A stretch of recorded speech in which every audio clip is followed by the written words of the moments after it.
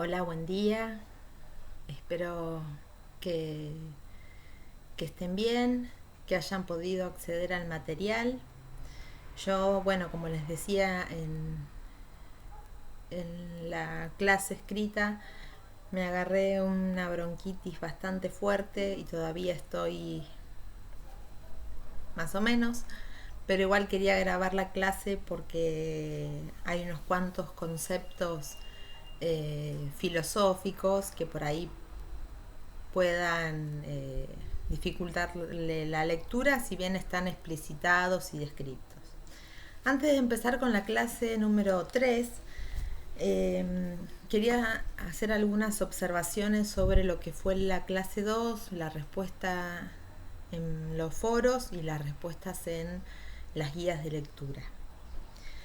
A ver, dos cositas importantes.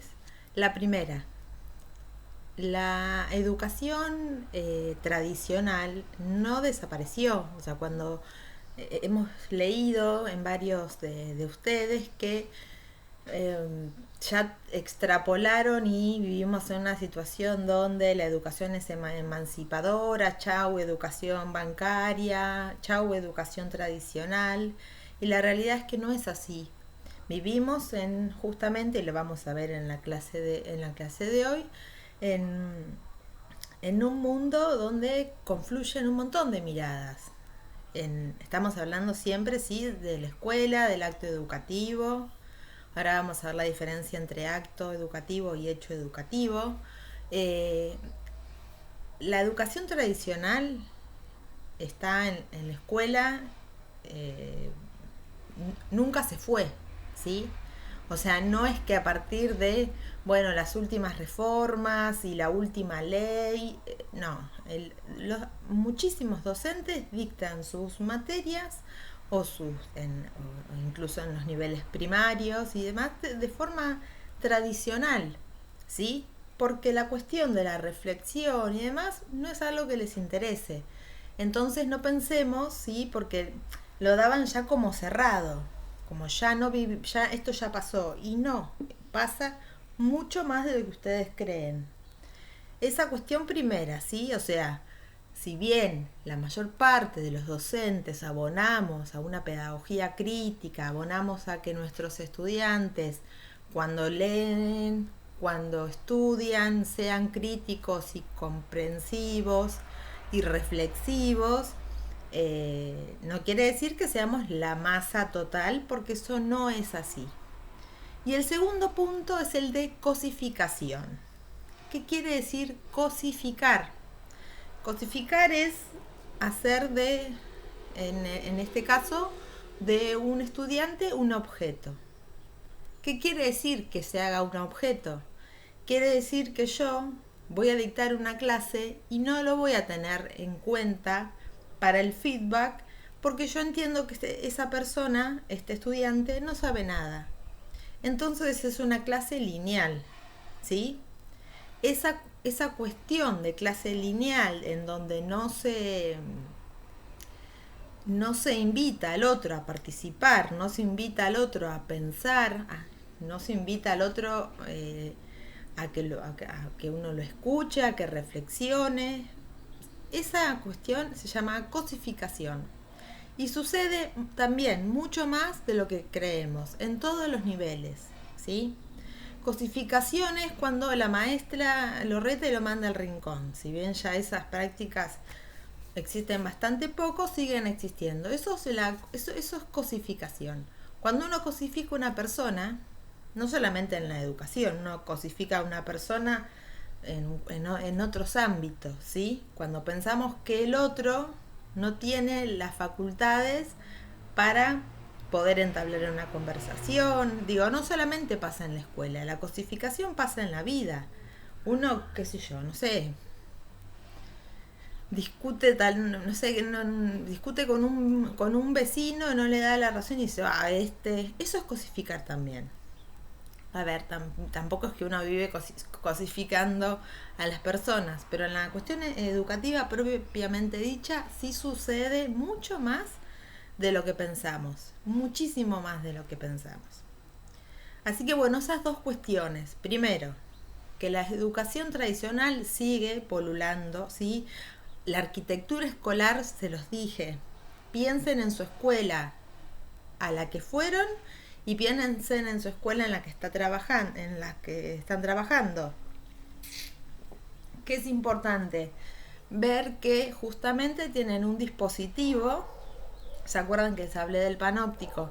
Tienen un dispositivo por el cual el directivo o cualquier persona, cualquier autoridad, ¿sí?, sale y puede mirar para ambos pasillos, porque justamente esa forma de construir escuelas no es inocente, ¿sí? Las cárceles, los hospitales y las escuelas tienen estructuras muy parecidas, ¿sí? Cuando digo no son inocentes es porque tienen un fin. El fin es que uno salga de la dirección, mire y pueda ver toda la escuela desde un lugar. A eso se acuerdan que hablamos que Michel Foucault, tomando una categoría de Bentham, trabajó el tema del panóptico. Igual no me voy a extender en eso porque ya vamos 6 minutos y vamos a pasar a la clase número 3. Bueno, si quedan dudas, si no se entiende, por favor, esto es lo más importante, porque justamente la duda de uno puede ser la duda de un montón. Encontramos de golpe que la duda era de varios, de varias. Pero por favor a ver, profe, no entiendo tal concepto. Listo, buenísimo. A mí me sirve para la próxima clase retomar las cuestiones que no están claras. Estas las vimos porque las leímos, pero si ustedes tienen dudas, no se queden sin dudas. Me escriben o le escriben al profe que tengan en su aula. Bien, la clase de hoy va a ser bastante cortita, porque ya vamos unos cuantos minutos y quería hacer una clase corta. Vamos a trabajar el objeto de estudio de la pedagogía y de las ciencias de la educación. ¿Por qué estudiamos esto? Si va otra vez. Porque justamente lo vamos a estudiar desde la episteme, desde la epistemología. Vamos a trabajar y vamos a ver cómo fue avanzando la psicología experimental, ¿sí? Perdón, la pedagogía experimental, que también tiene que ver con la psicología experimental, pero la pedagogía experimental, o sea, cómo empieza a aparecer. A ver, objeto de estudio. Cuando pensamos en objeto de estudio, para la pedagogía, su objeto de estudio, ¿sí?, son los procesos de enseñanza-aprendizaje. ¿Qué pasaba en el fines del siglo XVIII, siglo XIX y hasta me arriesgaría a decir al siglo XX? Me arriesgaría a decir no, hasta el siglo XX. La pedagogía era vista como una ciencia menor. ¿Por qué? Porque no tenía un método. A ver, pongámonos un poco en contexto. La pedagogía experimental aparece en 1800 y justamente lo que plantea es una pedagogía que se encargue de ir al campo, hacer estudios, ¿sí?, hacer estudios cuantitativos, hacer observaciones, darle una entidad científica que no tenía, porque la verdad hasta ese momento no había sido una necesidad. Sin embargo, cuando a partir de los escritos de Durkheim y la pedagogía va apareciendo cada vez más fuertemente, es que empiezan los estudios epistemológicos sobre la pedagogía. Y en un primer momento se ve que la pedagogía no tenía un método de estudio para decir es una disciplina científica. Y necesitaba ser una disciplina científica. O sea, esto pasó en todas las ciencias sociales.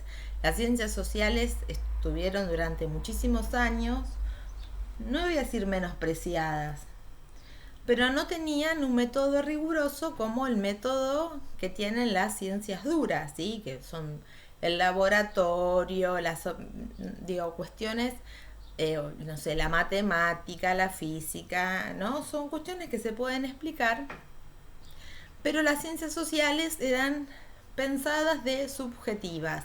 Ahí aparece el concepto de doxa, que está en el texto. La doxa es una opinión. Entonces se tomaba... A ver, el concepto de doxa tiene que ver con opinar. Entonces, si uno opina, es algo subjetivo. Si la pedagogía se presentaba de esa manera, era una pedagogía subjetiva que se valía ¿de qué? De la opinión. Y no había en el acto de educativo, no había más que eso, un proceso de enseñanza-aprendizaje que uno podía justamente observar, pero no tenía ningún estatus científico. A partir de eso es que aparece la pedagogía experimental. Y la pedagogía experimental justamente va al hueso, explicando, ¿sí?, las formas en las que se puede estudiar científicamente en el caso de un aula, ¿sí?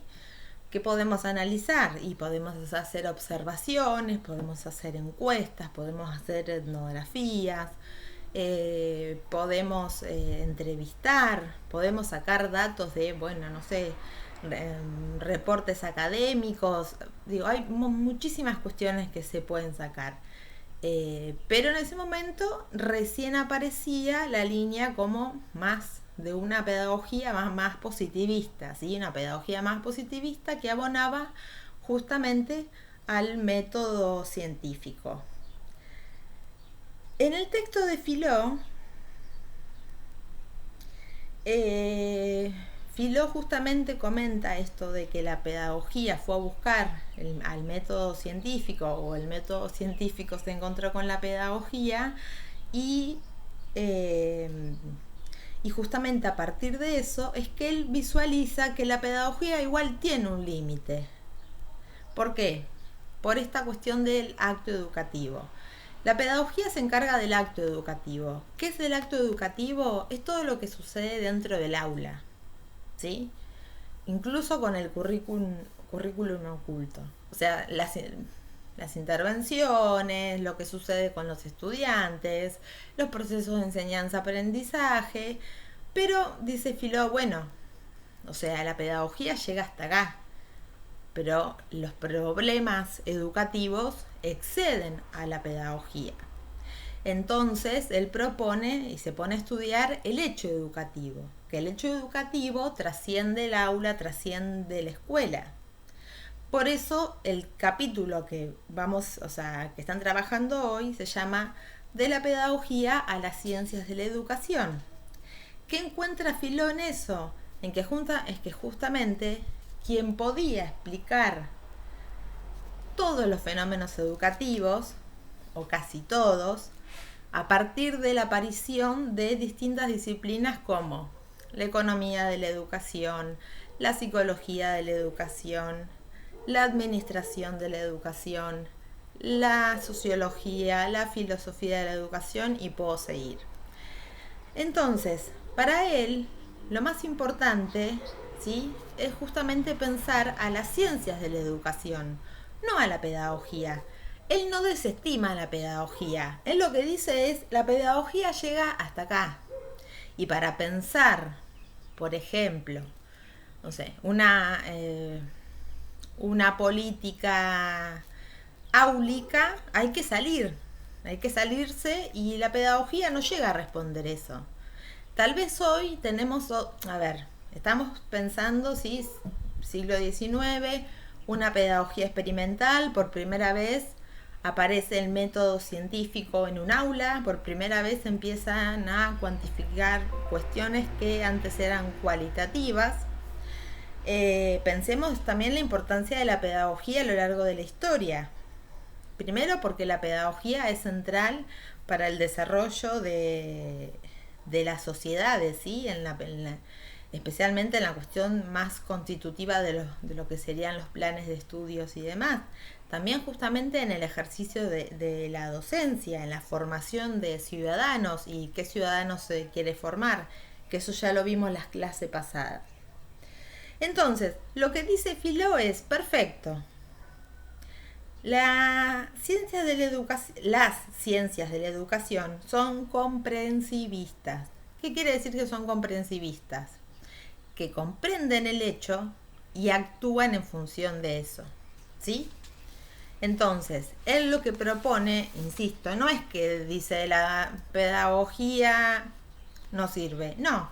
Él lo que dice justamente es, para hacer un estudio verdaderamente, no voy a decir científico, pero para hacer un estudio que traspase el aula, o sea, que no sea solamente de un proceso de enseñanza y aprendizaje, con la pedagogía no llegamos. Las categorías que tiene la pedagogía no responden a otras cuestiones. Por ejemplo, no sé, la conducción de la escuela, por poner un ejemplo.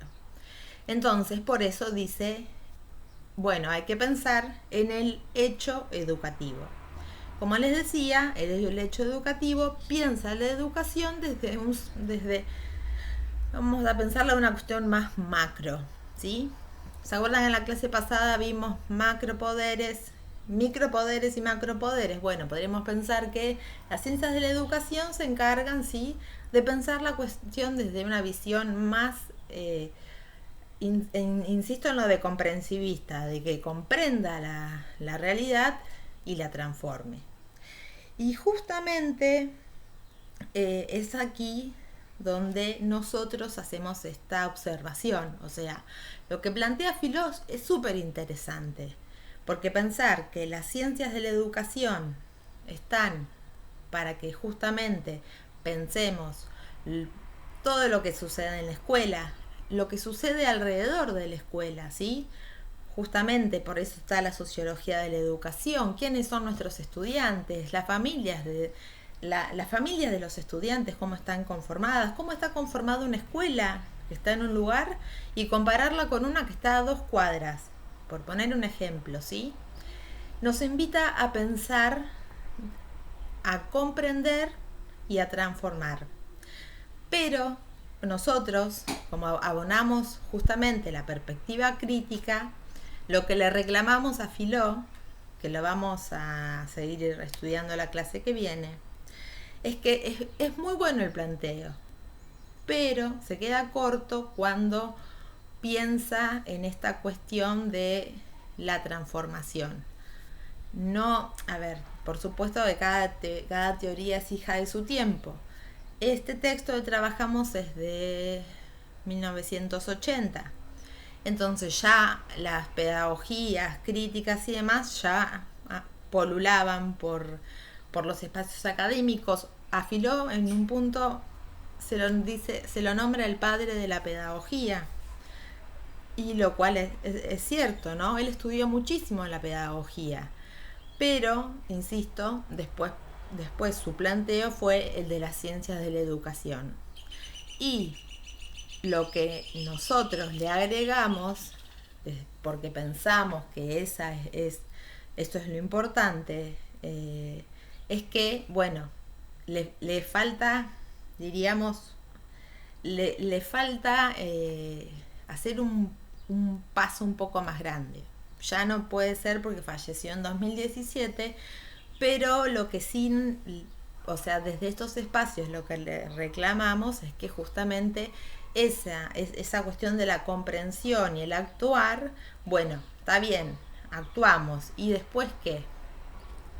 Entonces ahí es cuando se nos acabó la teoría, cuando nos queda corta la sábana, ¿no? O sea, bueno, hasta acá pudo responder Filó. El resto, o sea, la cuestión que podemos pensar nosotros de emancipadora, eh, transformadora y demás, él no llega a abordarlo. No sabemos si es porque no le dio el tiempo. Yo creo que es porque era una cuestión de él, que era más conservador. Eso es una opinión personal. De hecho, tiene una forma de escribir bastante tradicional, y los ejemplos también. Bueno, eh, esto ha sido todo por hoy. A ver, cuando vean los conceptos pedagógicos, todos los conceptos epistemológicos, no se asusten, ¿sí? Solamente trabajamos con epistemología, que es el estudio de las ciencias, con la doxa, que es justamente la opinión, y con la episteme, que es justamente, o sea, cuando la pedagogía científica, cuando decimos la episteme de la pedagogía científica, justamente es que es el método científico, es cuando pensamos que la pedagogía está trabajando sobre un método, ¿sí? O sea, no son categorías complejas. Les digo porque las van a ver y se van a asustar, no se asusten, simplemente es importante que como esta materia es filosofía y pedagogía, le echemos conceptos de la filosofía. Lo que justamente hablamos al inicio de la clase de Platón y demás es justamente cómo se veía en ese momento el estudio de lo que era científico y lo que era justamente objetivable y lo que era subjetivo. Y la opinión, la fe, eran justamente para Platón, eso no eran no era objeto de ser estudiado. ¿Por qué? Porque era una opinión y las opiniones justamente son subjetivas y no aportan nada a una discusión. Eso era lo que decía Platón. Después uno puede pensar que la importancia de la opinión, vivimos de opiniones y tristemente o afortunadamente nuestro mundo está atravesado por eso. O sea, no vamos a decir, ay, no, la opinión, no. O sea, pero bueno, para que se entienda el tema. Bueno, no sé si estará todo, si me habrá quedado algo en el tintero, porque estoy con unas linitas de fiebre, pero bueno, nada, quería hacer el video igual. Si tienen dudas, por favor, me escriben, ¿sí? Por favor, está mi correo o le escriben a los profes. Esta clase, léanla tranquilos, no se enrosquen con las cuestiones filosóficas, piensen que lo importante es que ustedes puedan detectar el objeto de estudio de la pedagogía experimental o científica y el objeto de estudio de las ciencias de la educación. Eso es lo más importante del texto. Les mando un beso y nos vemos el viernes.